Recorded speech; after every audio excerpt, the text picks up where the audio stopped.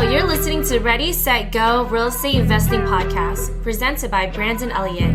This show will be going over all aspects of real estate investing and is intended to educate, motivate, and prepare you to take action on your first or next real estate investment. For more information, please visit BrandonElliottInvestments.com. Thank you for listening and enjoy. Welcome back, everyone, to Ready, Set, Go Real Estate Investing Podcast. I am your host, Mr. Brandon Elliott. I'm excited to have Isaac on today. Isaac, how we doing, brother? I'm doing great, man. Thank you for having me on. I appreciate that. Yeah, of course. I appreciate you jumping on. So you're over in Albuquerque, New Mexico. You actually you got started as a real estate agent back in, I think it was 2004? Yes, 2004. Yeah, but you built out a rental portfolio, single family homes, several dozen properties, and some mobile home parks as well, or homes in general. Overall, you've been self-managing them, and you've also started a business, grew and scaled that healthcare business, and then exited just a few years ago. So that's congratulations on that. I'm sure there's a lot to be said there that we'll dive into. But what's really cool that grabbed my attention is that right now you are really designing your life by design, for you and your family to be more present with your growing family, your growing kids, 6 and 9 years old. You want to be more present with them. And so you're kind of getting rid of the distractions, if you will, which I love. I'm a big family man. It's one of our core values. I think it's very important. We only get one of them. And if you're building them like you are, then you're going to obviously want to pour into them as much as possible and, create those memories. Talk to us before we start diving into all this stuff. I want to know and the listeners as well, that 30,000 foot view of like who you are, where you're from, the background, how you got here today. Got you. Yeah. And so again, thank you for having me, man. This is, like I told you earlier, this is only the third podcast I've ever been on. So I'm pretty nervous. And honestly, I've never been on a Facebook Live, to be honest. So that's even worse for me, right? But let's go. But no, I appreciate you having me. And I'll tell you something. I don't really have like a good elevator pitch or a 30,000, foot overview. So I tend to maybe go a little bit long on my answers and put a lot of context behind it. So if that happens, just, give me the signal to change the topic or speed it up or something. But I'll give you a general overview of where I'm at right now. I'm 43 years old. I have a 6 and a 9-year-old, and I'm been married to my wife. We're high school sweethearts. So we've been together since high school. Dating, starting a little bit back, I think it's a little bit more important. I like to let people know exactly who I am, kind of where I come from, a little bit about me. I'm originally from a small town here in New Mexico called Espanola, New Mexico. It's the name of the town. Probably about 10,000 people. It's about 30 minutes north of Santa Fe. So it's real close to Santa Fe, and probably about an hour and 45 minutes from Albuquerque, north of Albuquerque. And so I was born and raised there. I lost my dad when I was 13 years old. So that was a pretty tragic experience for me. And when I lost my father, I went into a big, huge depression, started doing bad in school, and just started, it was hard going through that mourning. Well, he died in 1995, June of 95. And for Christmas, the Christmas previous, the 1994, he bought me a dream catcher kit from Tandy Leather. Do you know what a dream catcher is? Yeah. All right. So this is 1994 dream catcher. I actually grew up having those as well, like above my bed and everything. So yeah. Yeah, there you go. So you got to remember, this is 1994. Yep. Dream catchers, like Southwestern stuff where I'm at. Anyway, it was like getting really kind of into style. It was like Coco Pallies or lizards or little bears, and people were kind of eating that up. He bought me this kit. I just left it there. He passed away in June, and probably about a year after, maybe by the following Christmas, I decided to open up that kit that he bought me, and I decided to make it. Put it together. It was just some leather and some little string, stuff like that. I made that Dreamcatcher kit, and a lot of people were like, "Oh, that's cool. Could you make me one?" So I started making them dream catchers. So I started my first entrepreneurship venture was selling dream catchers at 13 years old after my father died. Right. And wow. So I was actually pretty good at that. But when you're going to school, and at that time, our advice that we were getting from our parents, everybody's advice was, you got to go to school, you got to become a doctor, a lawyer, an engineer. Yeah. And so, and where I'm at, where I was at, we're really close to Los Alamos National Laboratory. So my goal was to go to school, and my goal was to become a computer engineer or have a job at the lab, some kind of engineer. So after I went into that depression when my father died, I did very bad in high school. I even dropped out there for a while. My counselor called me back in, ended up going back to high school, finishing that off, and then decided to go into college. When I went into college, I decided to major in management information systems. Yeah. And that would actually help me get into the lab. So I got a part-time job in Los Alamos as a student at the same time as I was going to school. The problem with that job in Los Alamos is it was like, you have to get your bachelor's degree, and you're maxed out at how much you can make. Then you have to get your master's degree. And I knew I wanted to make more. So I ended up going I got my bachelor's degree, and then I ended up trying to get into graduate school, and I totally bombed my GMAT. My GPA wasn't the best. This whole time that I was in college, I was doing entrepreneurship stuff too. So I was buying and selling cars. I'd gotten into a company called Primerica. Have you ever heard of Primerica? Yeah. Like a high-level marketing thing. Some guy that was at the lab that I worked with got me, put me in there. So I was doing a little bit of that, life insurance stuff, buying and selling cars, kind of entrepreneurial, and working at Los Alamos at the same time. And I got really down when I didn't get admitted to grad school, because a couple of things, actually. One reason that I got down was because I knew I was going to be topped out at Los Alamos. So I'm like, man, I didn't want to take the test again. I don't get it standardized tests. So when I didn't get into grad school, I didn't know what I was going to do. And I was a little bit down, and some of my coworkers saw that, and they were like, dude, you don't really belong at the lab anyway. You're an entrepreneur. You need to go and you're going to be a millionaire by the time you're 30. Some of the guys told me, and I didn't believe that in myself, but they obviously saw the entrepreneurship mentality of everything else that I was doing. And I was frustrated that the Anderson School of Management here at UNM didn't let me in, because it's a business school at the end of the day. And I was an entrepreneur. So anyways, I decided that in about May of 2004, I believe, I decided that I was going to go get licensed to become a real estate agent. What I left out is that when I was in college, when I moved to go to college, I was looking for an apartment, and one of my friends told me, hey, why don't you just buy a house? Why are you renting? And I said, I don't think I could buy a house. Back then it was so easy, man. I called up the mortgage broker. I got pre-approved that night, and by the next day, I bought this house sight unseen. That was a HUD foreclosure I knew nothing about. And I bought this house sight unseen, but it was way better than the apartments I was looking at. So I didn't even care what the inside looked like. The neighborhood is way more safe. So I bought that house sight unseen, and a year later, I bought another one in my wife's name, my girlfriend at the time.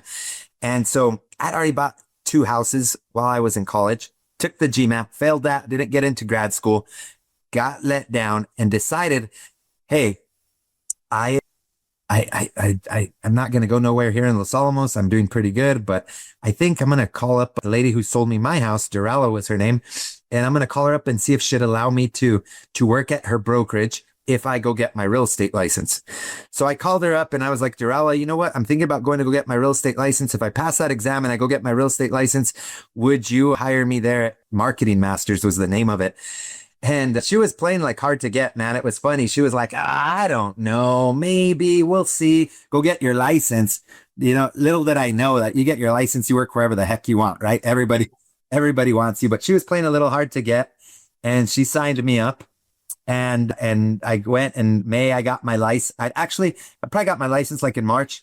And then in May is when I first started, right? Calling at that time, you got to think, no internet marketing, really. It was like for sale by owners off the Albuquerque Journal, or like for sale by owner signs, cold calling, door knocking, stuff like that. So I went out there and hit the streets hard. After I hit the streets hard, in May, like beginning of May, I got in my first contract. Yeah. And I ended, it was a listing that I got, and I ended up double ending it, right? It was probably about 135,000. I think double ending, I ended up making like $7,000 worth of commission on the deal, something like that. And that's when I decided to put my resignation at Los Alamos. And that was very stressful at the time because we ended like I had a steady income, right? And it wasn't a lot at the time, but for a student, I was making like $22 an hour or something like that, 40 grand a year. And so I quit May of 2000, I believe 2004. And I quit Los Alamos, and I told myself, I'm going to give myself 6 months. And if I don't do good in real estate, if I don't do good in 6 months, which I think was October, if I don't make at least 20 grand, because it was 6 months and half the year, I make less than I make in Los Alamos. I better go with my tail between my legs back to Los Alamos and beg for my job back. Well, what ended up happening was I don't remember what I made at the end of by October, but I know that my first year in real estate from May till December, end of December, I know that I got my 1099 and that thing had $62,000 worth of commissions. And that was that Durella, because I didn't know better, was taking 50% of my commissions. So in reality, I made my first year from May till December. I was good enough that I made $124,000. And nice. That was honestly, even getting my master's degree and going for a job in Los Alamos at that time and getting a little bit higher of a position, I still wouldn't have made that much. I wasn't going to make that much at that time. This is, 2004. I wasn't going to make that much till I was probably 50 some years old, and I was only 21. Come on. And so yeah, that was a no-brainer for me. It was an easy transition, kind of speed things up. I ended up selling real estate. I loved it, but I birthed through my warm market. Honestly, the only people that were working with me at the time were friends. I sold every one of my friends pretty much bought a house, right? I was making them all buy houses. But once that warm market kind of ran out, I found myself in a pre-foreclosure short sale type of niche. And honestly, at that time, short sales and foreclosures, I hit it right before like 2008 when those became very popular. People in 2004 and 5, the majority of agents didn't even know what a short sale was. Sure. And the cool thing about it is that I wasn't I was 21, 22, so in my early 20s. And at that time, real estate wasn't sexy. There wasn't all this HGTV and a lot of cool podcasts like the one you have here and a lot of young people doing it. So honestly, I think where people looked at whether you're a good agent or not, and whether they were willing to trust you or not, was like age. You had to tell them, hey, I've been in the business 20 some years and got people, because that's all they had to go by, right? Now it's a little bit different. There's all kinds of information out there, and real estate's a lot more sexy now. So at the time, it wasn't, and I kind of felt like it was kind of almost like just like a sleazy sales job, to be honest with you, is what it felt like at that time.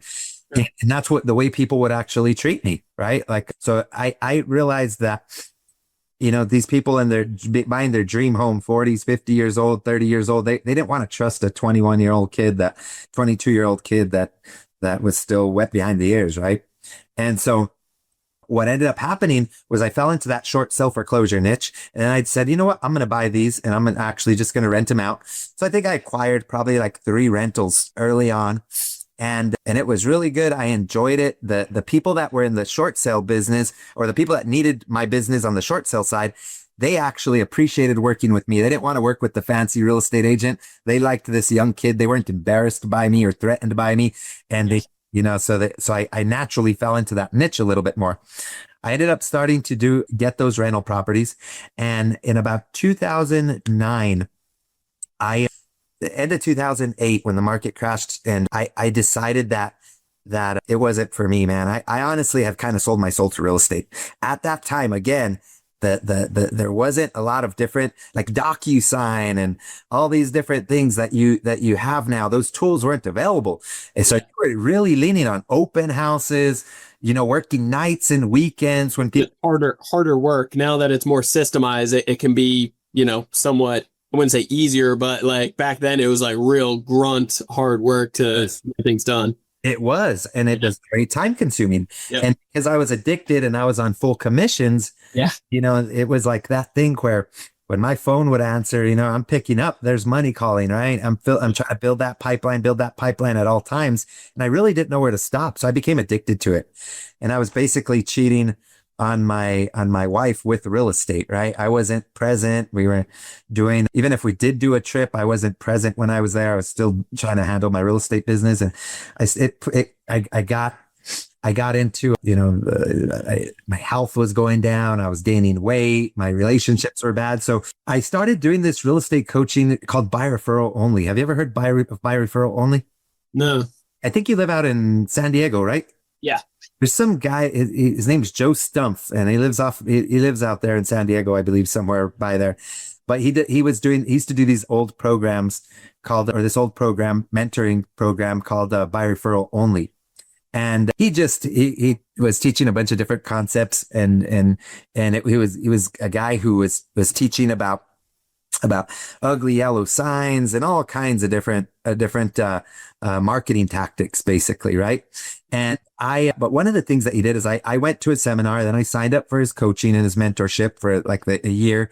And during that, he had a newsletter that would go out, and then he had like kind of like podcasts. But I think at the time he would send them off like on just a recording on an email, and you'd listen to him as audio kind of tapes. And one thing that he did was he would recommend books to read. Well, he recommended this book called The 4 Hour Workweek. And have you read that book? Yeah, it's great. It's a great book. And so that book kind of changed my life. And honestly, I hadn't read very many books prior to that. Like Rich Dad, Poor Dad was the only book I read, but I got this one. I couldn't put it down. And one of the things that I realized on that from the 4 Hour Workweek was that I wasn't making residual income. I didn't really have a business. I was self-employed. I was waking up every day unemployed and trying to make some money, right? And it was taking a toll on me. So I had decided, well, I have these rental properties. I need something a little bit more residual. So I decided, you know what? I'm going to put elderly people in these houses. There's like these assisted living homes where you get, 4 or 5 people living in the house, and I'm going to staff it. And I'll know what I'm making every month, right? Like, so it's not just this one month you make 30, 40,000. The next month you make 0. I would be balanced out by having this residual income. So I decided that I was going to open up assisted living facilities out of my rental houses. And I was at this Christmas party, I believe it was. And you know how it is whenever you go to someone's Christmas party and you're in the real estate market, the first thing hey, how's it going? How's the market, right? Everybody starts asking you that. And so I answered, it's been going good for me, but honestly, I'm pivoting. I'm looking at doing this assisted living and getting out of the real estate business. And I'm going to open up this in-home healthcare company. And somebody had told me, have you ever heard of the DD waiver? And I said, no, what is the DD waiver? It's like same thing as elderly, except it's through Medicaid. It's a government program, and it's for people with developmental disabilities. And so I didn't know anything about it. I just knew that I wanted to do something with residual income. And I just told myself, you know what? Boom, that's it. That's what I'm doing. And so from then I started, networking a lot, calling other people that had businesses in that industry. And I ran across a guy who quit the job that he was at. He was, I want to say like the CEO, or at least he was the CEO of whatever company he was at, but he was quitting to open up his own. And so through networking, I got introduced to him. He helped me put in the application with the state of New Mexico to be a DD waiver provider agency, and kind of showed me the ropes. This was about late 2009, early 2009, hit the ground running. And that was something. When I started, I told myself, you know what? One thing that I did learn from the 4 Hour Workweek is to really eat the elephant one bite at a time when it comes down to finances, right? And like a lot of people are always saying, I want X amount of doors, X amount of money, X amount of it. And realistically, you need to reverse engineer the lifestyle that you want. And that's the actual money that you need to make. So I was in the process of reverse engineering my lifestyle, saying, okay, I need this much for health insurance, this much for this. This is the lifestyle I want to live. And this is how much money I need monthly. So I kind of broke all that down, and I'm like, okay, you know what? I'm going to have to get about 25, 30 clients in this company. And when I do that, that's about where I want to be. If I grow more, great, but I wasn't really looking to grow more. I was really looking just to earn a decent living with residual income, right? And so I started that company. First couple of years were slow, but I ended up I was young at the time, and I had never worked for any other company. So because of that, I was doing things a lot differently, and we really, really grew. We really, really grew. So I wanted 25, 30 clients. We ended up with 300 and some clients at the end of 12 years. And I had like 500 and some contractors that were the caregivers for them. So it turned out to be a pretty sizable company. Wow. And what year did you start that? It was 2009? 2009. And 2009, and you exited in 2021. In 2021. Yep. I mean, that company changed my life, not only with, the financial part that's not even what I mean by change my life. I mean, it changed my life because I was working, I got humbled. I was helping and it had a lot of meaning behind it. I was running, in-home living stuff for people with developmental disabilities, but I was also getting them out into the community. So I was working with, people in their 20s, 30s, 40s, and really trying to give them good life experiences. So I loved that business. But honestly, I realized during that I'm more of a creator. I don't like the management side of the business. I was at the point where I had to start bringing in, I had to be a C-suite person, and I had to start bringing C-suite people in, and I had to do HR, and I had to do the fun for me was engaging with the clients that we had. And that once we started getting to a certain level, that got taken away. And then in 2020, COVID happened, and it was a nightmare to run an in-home healthcare company at that time, especially here in New Mexico. And I just realized how much I wasn't in love with the role that I was doing. And I also realized that I had to bring in another company to actually, like, it was ready. It was ready. It needed all that stuff, right? We needed to dial in more on our HIPAA policies and all our HR stuff and all kinds of boring stuff that I didn't want to deal with because I like to create things, right? Yeah. I don't like to manage them. So you were definitely, I think acknowledging this is really important too. So you're more of a visionary type of person, a creative type of person. You want to do something big, and then, an integrator is somebody that really puts all that stuff into place. And so you don't mind rolling up the sleeves and putting in hard work, but you rather be like thinking about all the next big things and then have somebody else get it done. And when you grew this company to where, you're managing 300 plus employees and a ton of contractors and everything, that's a lot. And so I'm sure there was operational people within the company, though, that helped try to keep some things in order, right? Right. Yeah. No, I had a great staff, and it was we had a great staff, everything. It was a lot to run. And I didn't know, you don't know what you don't know. So I just started the company. I have no entrepreneurship background, right? Like I mentioned, my dad died when I was 13. My mom's not really an entrepreneur, and I had nobody in the family. So some of these lessons you learn on your own. And one of the lessons that I did was I did build this company, and I made myself kind of like the center. Instead of getting a lot of the support staff, everybody had my cell phone number. Everybody had direct access to me, which was overwhelming. And so in 2015, my wife got pregnant. We had my son Cruz. And man, I realized 3-4 years later, we had in 2018, we had my second son, Ezra. But I realized, like, they were just growing up so fast. And I felt like I was never with them. Even during COVID, when we were kind of quarantined at home, I was still working, always on the computer, and I wasn't paying attention to the things that were going on with them. So I wanted to figure out how to be a little bit more present for them. And COVID kind of took away all the things that I liked about the company, because I wasn't able to do all these cool activities with the individuals that we were supporting. And so I decided actually to put it up for sale back then. And I really did. I was just frustrated one day, and I called up a friend of mine who owned a company like mine, said, "Have you ever considered selling your company?" And he must have been very frustrated with it too. Cause like, dude, you can't tell anybody, but I'm selling right now, dude. I already got a letter of intent. Don't tell anyone, cause it could mess it up. But I have a letter of intent, and I should be done like in 3 months. And so I said, you know what, I'm going to call up a guy that I know, and, an investment banker, and I'm going to kind of test to see if there's a market out there for my company.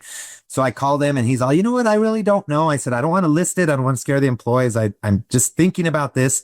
I'm not even too sure how serious I am, but can you shop it around? That guy called 3 companies, and I ended up getting 2 letter of intents within like a week for my company.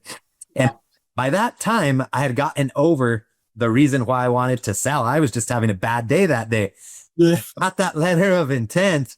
And I'm like, oh man, I met the people. We had a Zoom meeting and I met the people who wanted to buy it. I kind of fell in love with them. And I saw the way their organization was running. And I'm like, this is honestly, I mean, I'm being selfish if I don't sell it to you because this is what the company really needs to take it forward. That's deep. That's deep. So that was August roughly of 2021. And we went through the motions. There was a lot of factors. Government was talking about increasing capital gains, a lot of different reasons why I decided to sell, but I kept going through with it. There was a couple times I almost canceled, but finally at the end of the year, I think it was December 30th of 2021, I was, we were on a phone call and I've never been on a closing of a business before. It's very informal. It was just a phone call and everyone was like, yep, and it done. And I was out of the company, man, December 30th, I believe, 2021. And so it wasn't like a ton or hours and hours of signatures and with lawyers all involved. It was more just like they handled it. Here's the wire. We're done. Boom. That's exactly the way it was, man. I mean, they show you it's not that easy though. I mean, because honestly, it was harder to sell that company than it was to start, because I had to go through all the quality of earnings and all these different faces. They had those guys who were buying it. They were a part of a private equity roll-up kind of company. So they had investors. Those investors were having the best type of people to do the quality of earnings. So they had like Ernst and Young, interviewing me, and I was asking for paperwork after paperwork. I mean, dude, they found water bills on rental properties that I didn't even know I had, right? And I'm like, what about this water bill's outstanding? Well, why do you care about my water bill on my personal property? But that part honestly was intense, the due diligence process. But when it came down to the closing, it was pretty surprising because I met with my attorney the day before and she had me sign some papers, but I'd already been signing all kinds of, indemnities and disclosures and stuff. So she had me sign the purchase agreement or the MIPA. And the next day I thought it was like, I'm used to real estate closings. We go there, we sit with the title agent. It's like this big old thing. And, we're all hanging out. We got to take a picture with the key afterwards or whatever. This was nothing like that, man. I was actually sitting in my hot tub outside because it was early in the morning and I was going to be on the phone anyway. It wasn't even Zoom. It was just a group conference phone call. And I woke up early and I said, I'm nervous. I'm going to go sit in the hot tub and get on with my AirPods. And yeah, it was exactly the way you said. It was like the attorney said, anybody have any questions? No. Okay. Congratulations, Isaac. And then I thanked them. And that was it. My wife came out with a bottle of champagne and a bottle of a Clase Azul tequila. I never even bought that before, but she bought a nice bottle of tequila and she gave it to me. And I said, take that away. Let's wait till we see the wire actually hit the account, right? No celebrations till the wire hits. Yeah, nothing. And so I put it there in the kitchen and later on that day, the wire hit and the rest was history, man. They had me do a 3-month, like I had to stay behind for 3 months just to help them with any kind of operations or questions they had. But at the end of March, I was completely done. Basically as like an employee for the company for just a couple extra months. Exactly. Okay. And then do you mind sharing like the income from it or the wire, like that feeling and so forth, what it looked like? Yeah. You know what? Because I have a non-compete signed with them. Sure. Also because they're looking at acquiring other companies within New Mexico. I can't really disclose the numbers too much because it puts them at a disadvantage. When they were breaking into the market, they honestly paid me a little bit more, I believe, because I was the first one they were wanting to break into the market. After that, I think they're going around. But what I could share, man, is that I've taken all that money that I've had and I've just put it in investments. I've never touched it. I bought me a set of golf clubs. Yeah. I set of golf clubs and that's it. The rest I put into I paid the tax on it and it was definitely a life-changing thing. However, that's where the real estate kind of story falls in. So even though I had acquired a few real estate rental properties when I started this company, I had like 4 or 5. I was still addicted to real estate. Even though as I was addicted, I opened this, but I was still addicted to real estate. I still have my real estate license till today. I still would log on to the MLS every day and see what new got listed. I was still like all the wholesalers. Hey, what do you got? What do you got for me? And so as I was doing that, Isaac, we need to get you like help for that, buddy. That's it. Yeah. Too long. Still addicted to it. I love it though. That's awesome. Yeah, no, I was very addicted to it. And so I still I was still doing all that stuff and I was still getting deals. And so what I was doing though is I started making really good income with that company, right? And instead of buying like I'm a meat and potatoes guy, man. I don't spend a lot of money on my wardrobe or my watches or my cars or anything like that. I'm like a TJ Maxx, Marshalls kind of dude. I love Marshalls, man. It's my favorite. And I still do that till today, right? I still go there. But anyways, long story short, I'm really, just meat and potatoes guy. So I don't go out there and buy all kinds of fancy luxury things. A lot of people that were kind of like other business colleagues that had companies like mine, they were buying the expensive RVs, the boats, the Lambos, the Rolexes. And I stayed away from all that. I was buying houses. That was my addiction. So I stayed buying houses all through the whole time that I was owning that other company.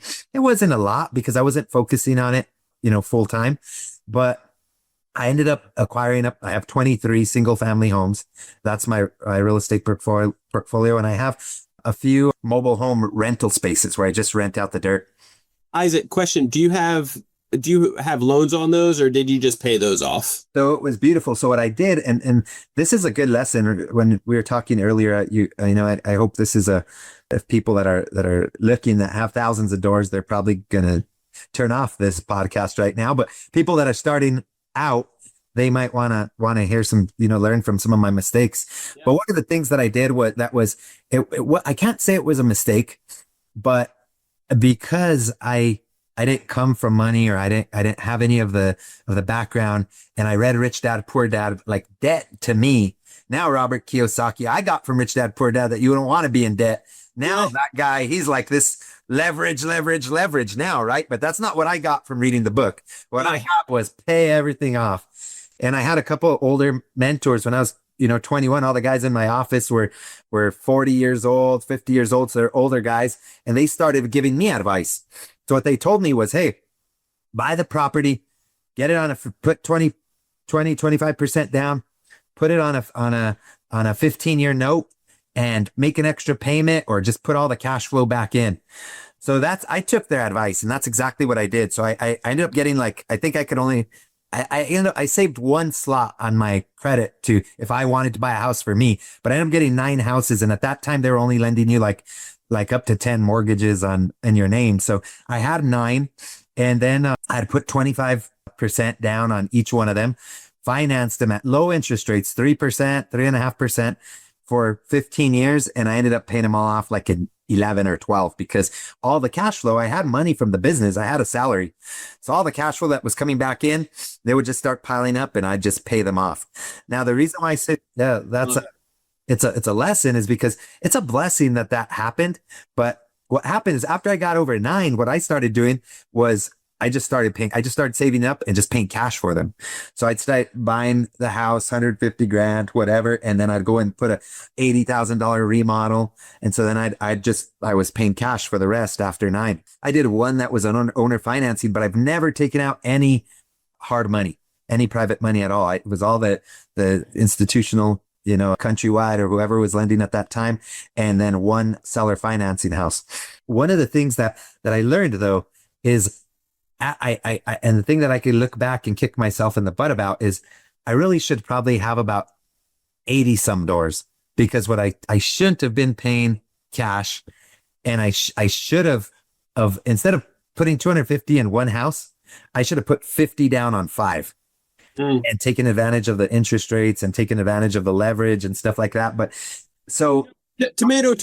At the end of the day, now you got 23 single family homes. They all free and clear. You're living off of the income that they produce. It's working out at the end of the day. Absolutely. Could you have doubled it potentially, but then have debt on them? Yes. But who knows? I mean, I think everything happens for a reason. I think I love your story behind it. It's hard to find people that that go down certain paths, and then I think that's an awesome way of going about it, honestly. Awesome, right? Thank you. Yeah. So talk to me. Anybody what does the future look like for you now? Because at this point, you have more time on your hands and you get to be present with the family, which is awesome. What are the plans moving forward? That's a great question, man. And I wish I had some. What I had ran into you again at that boardroom conference. I went there and I was even kind of like, maybe should I join? And I went in there and I realized everybody in there is like, they're dialed in. They have all kinds of plans and stuff. And I really like the guy I was with. I felt like I was kind of being a Debbie Downer because he asked me the same question. What are your plans? And I'm like, really don't have one. I'm working on me right now. And believe it or not, for me with that addictive personality and always wanting to be doing stuff, it's been 3 years since I sold my company. The first 6 months I was working on a remodel of the house that I live in right now. It was an older house and was working on that. So I didn't really notice that I had retired yet. Yeah.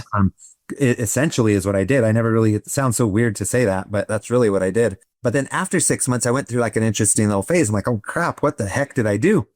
And what I realized is that, like I thought you sell your company and I'm going to be on the beach in Mexico with a margarita in my hand. And that wasn't the way it was at all. I got a 6 and a 9 year, 6 and a 9-year-old that are still in school. And like, it's just not realistic.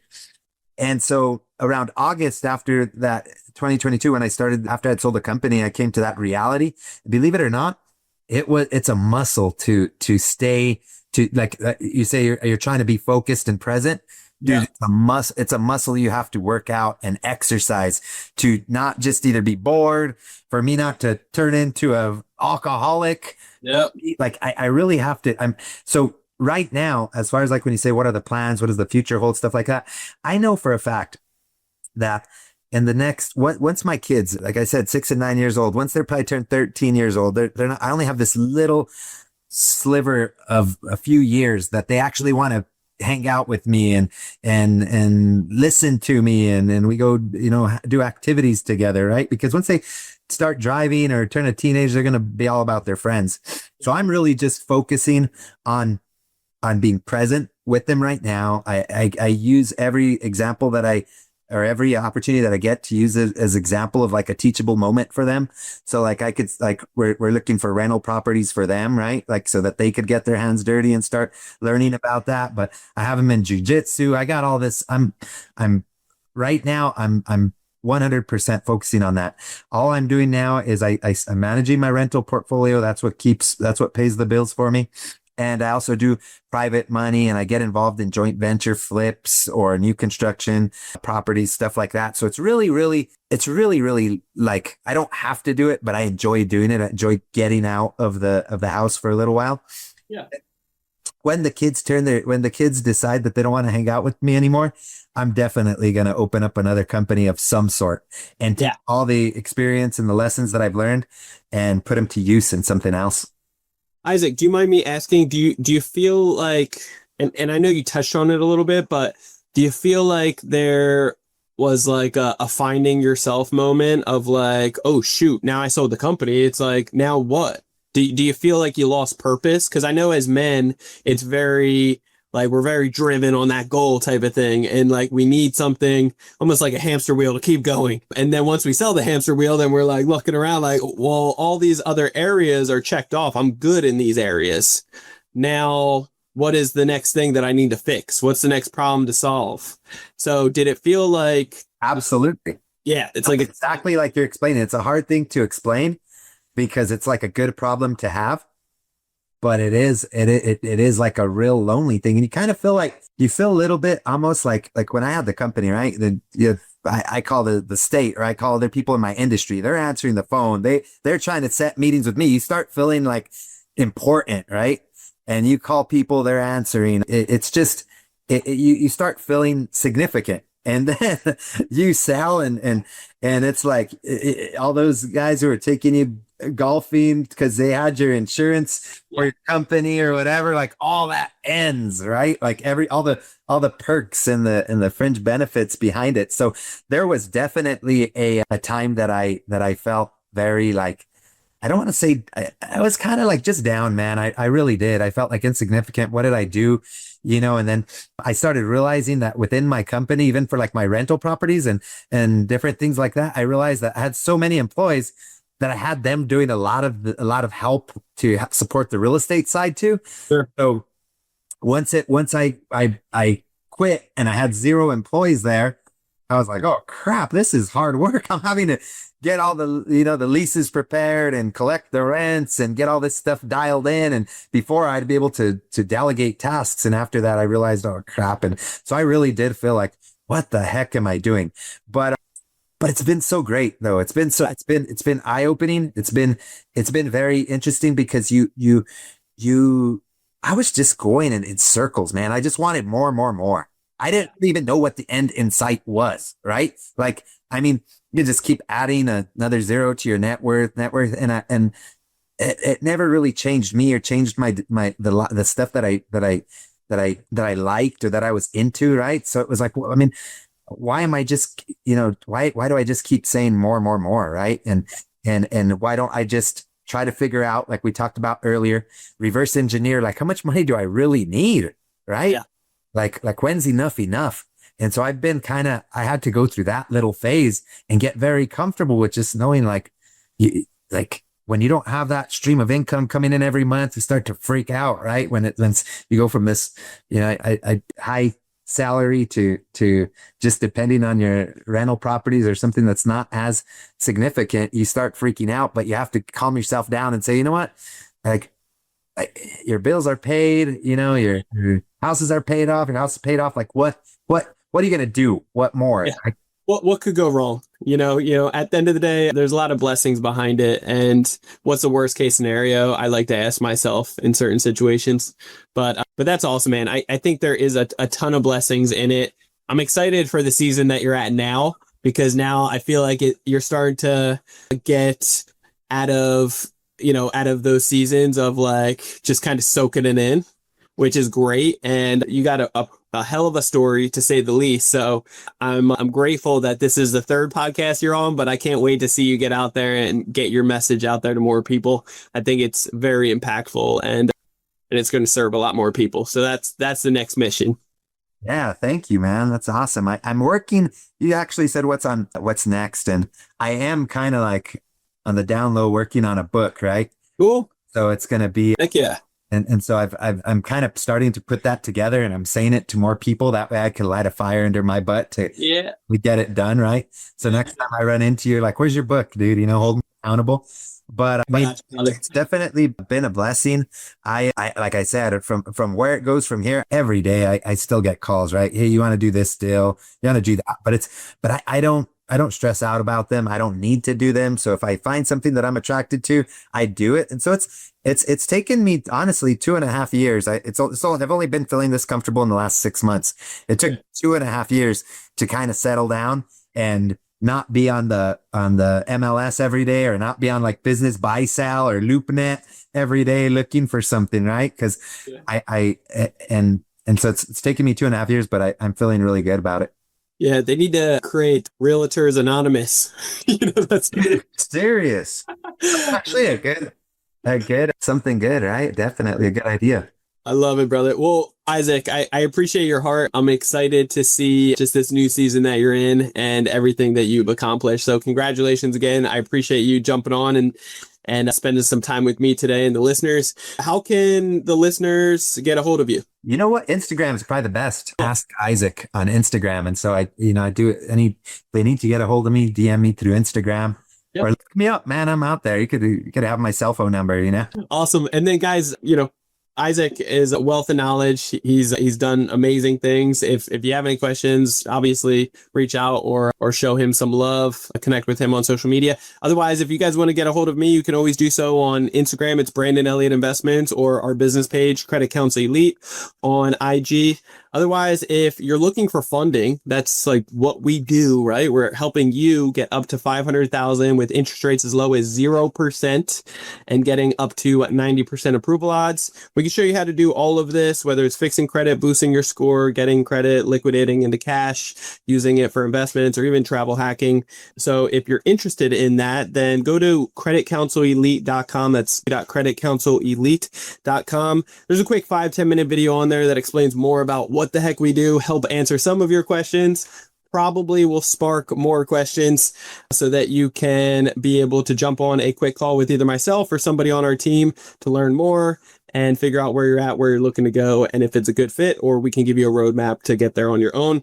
Otherwise, getting massive amounts of funding is going to be a part of the secret sauce. So again, check out creditcounselelite.com. And if you haven't already subscribed to the podcast, do that right now. Do not waste any more time. Hit that subscribe button. You'll get the newest notification every single Monday. After listening to a few episodes, leave that 5-star review. Greatly appreciate all the love, all the support. Keep it up. And Isaac, appreciate you, brother. Thank you so much. Thank you, man. Thanks for having me. We'll catch you guys on the next one. God bless. This has been another episode of Ready, Set, Go Real Estate Investing Podcast, brought to you by Brandon Elliott. For more information, please visit BrandonElliottInvestments.com. Also, please don't forget to like, share, and leave a comment below. Thanks again for joining. Until next time, God bless.